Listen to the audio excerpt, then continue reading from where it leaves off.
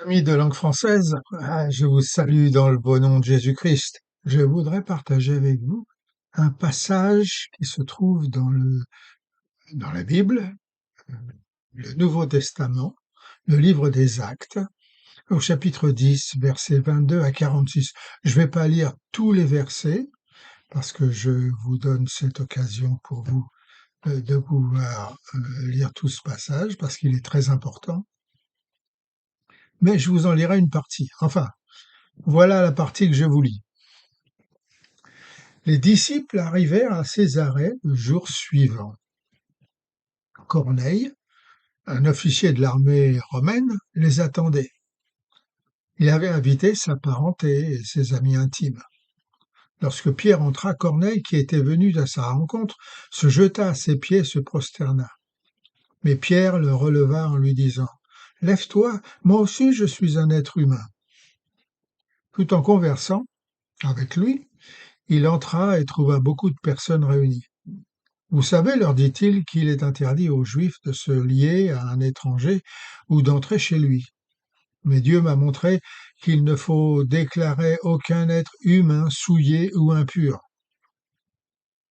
C'est pourquoi je n'ai pas eu d'objection à venir quand vous m'avez appelé. Et puis Pierre continue en disant, euh, en vérité, je reconnais que Dieu ne fait pas de favoritisme, et que dans toute nation celui qui le craint et qui pratique la justice lui est agréable. Heureusement, n'est-ce pas? Parce que moi je ne suis pas juif et la plupart d'entre vous n'êtes pas non plus. Donc on aurait perdu l'occasion de pouvoir être sauvé, mais là n'est pas le cas. Enfin, mon message. C'était une si belle journée que la traversée de Calais à Douvres. Nous allions voir les grands-parents britanniques de notre premier enfant avec beaucoup d'enthousiasme. Enfin, quand nous sommes arrivés au port de Douvres, nous avons de nouveau été séparés, comme l'on sépare de la bonne graine de la mauvaise herbe. J'avais déjà vécu cette séparation désagréable, mais j'avais pensé que parce que nous avions cette fois notre premier enfant avec nous, ce serait différent. Avec votre passeport britannique, et le nom de votre enfant dessus. Prenez cette porte, madame. Quant à monsieur, s'il vous plaît, utilisez l'autre porte. Une fois de plus, j'ai dû passer par cette terrible porte réservée aux extraterrestres, aliens. Je ne comprends pas. Je ne viens pas de la planète Mars. J'ai 2 pieds, 2 bras, 2 yeux, 2 oreilles, comme le peuple britannique. Peut-être, monsieur, mais vous n'êtes pas britannique. Mais j'aime les Britanniques. Mon épouse est britannique. Je devrais pouvoir prendre la même porte qu'elle. Ah, le fait qu'elle soit britannique ne fait pas de vous une personne britannique. Vous n'avez pas reçu la même éducation ni la même tradition que nous, les Britanniques. N'êtes-vous pas d'ailleurs républicain? Mais j'aime la reine. Ah, attention à ce que vous dites, monsieur. Vous pourriez être arrêté. Veuillez prendre l'autre porte. Enfin, de l'autre côté, nous avons été réunis, mais quel accueil euh, dans la perfide Albion. Le train en direction de Lyon partira à 13h15. Quai numéro 12. Veuillez composter votre billet avant de monter dans votre compartiment. Bon, alors la première chose que nous devons faire, les enfants, c'est d'aller à la billetterie pour obtenir notre carte de famille nombreuse.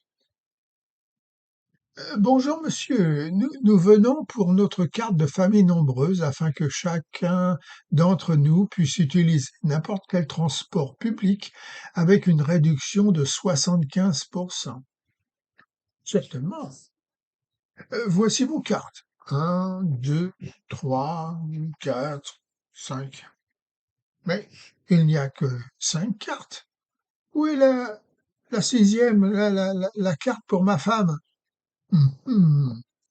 Ah, votre femme, monsieur, ne peut pas avoir une carte de famille nombreuse, car elle est britannique. Ben oui, mais c'est ma femme. Ah oui, je comprends, mais elle est anglaise. Mais enfin, elle fait partie de ma famille. Je suis son mari et ses 4 enfants sont nos enfants, bien sûr.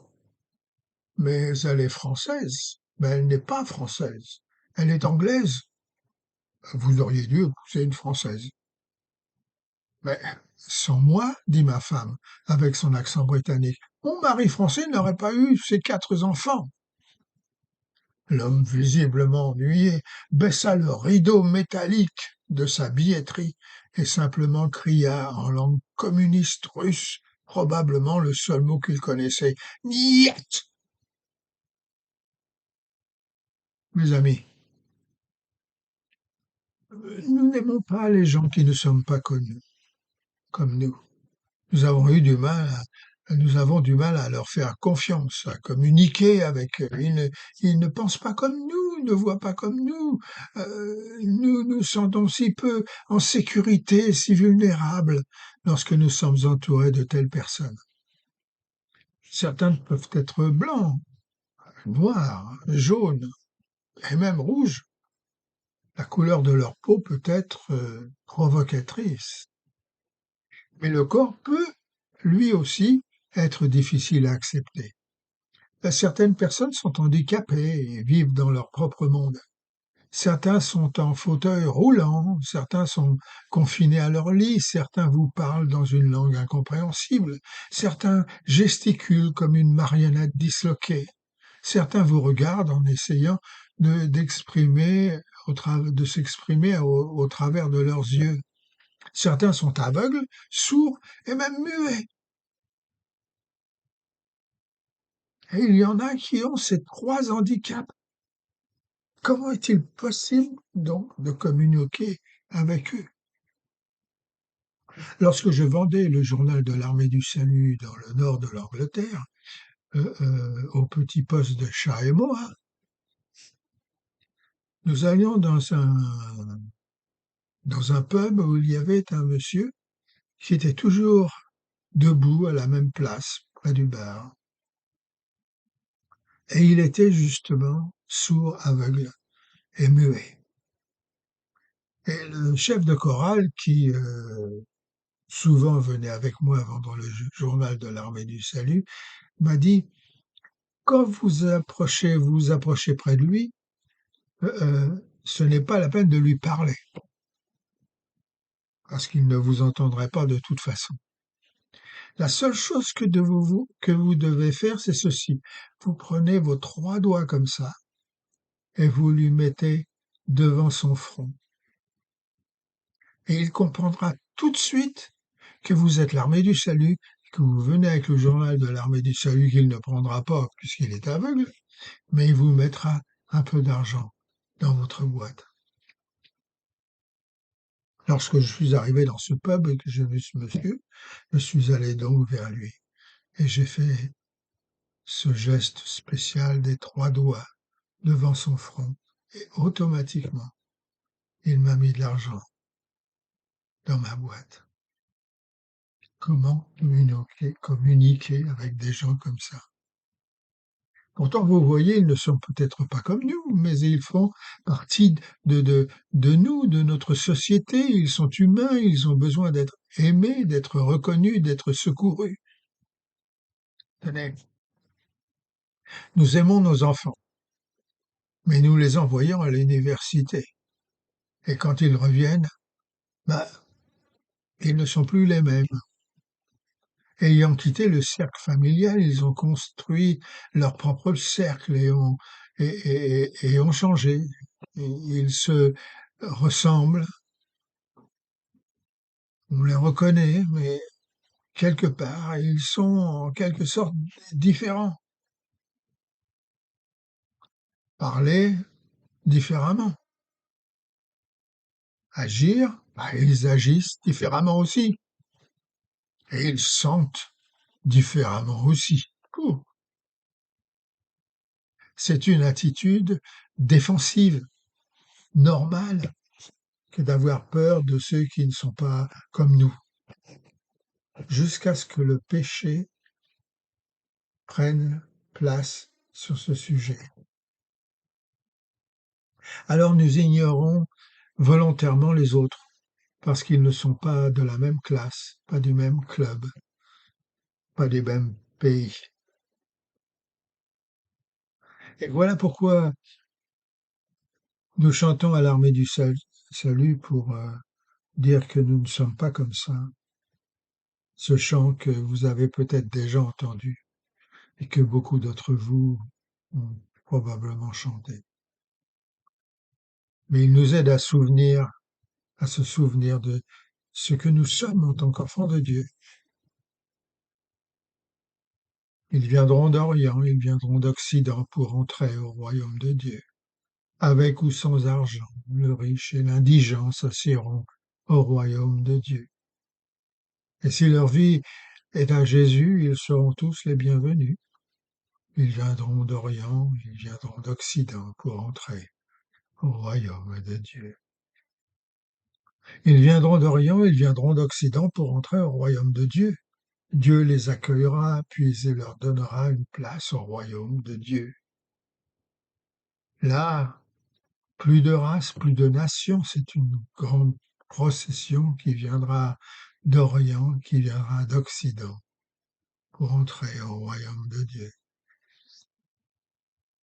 Venus de l'Orient, venus de l'Occident, ils ont part au royaume de Dieu.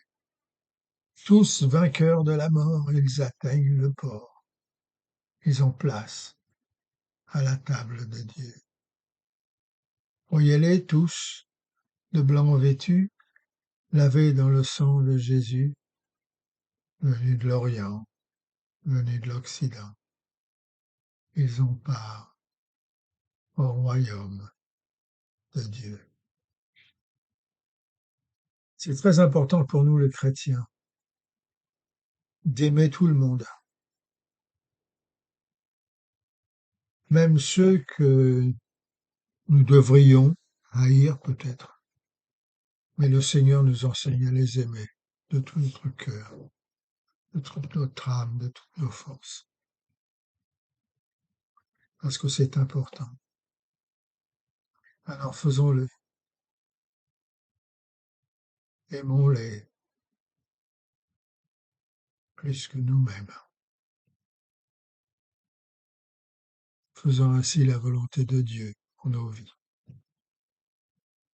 Dieu vous bénisse.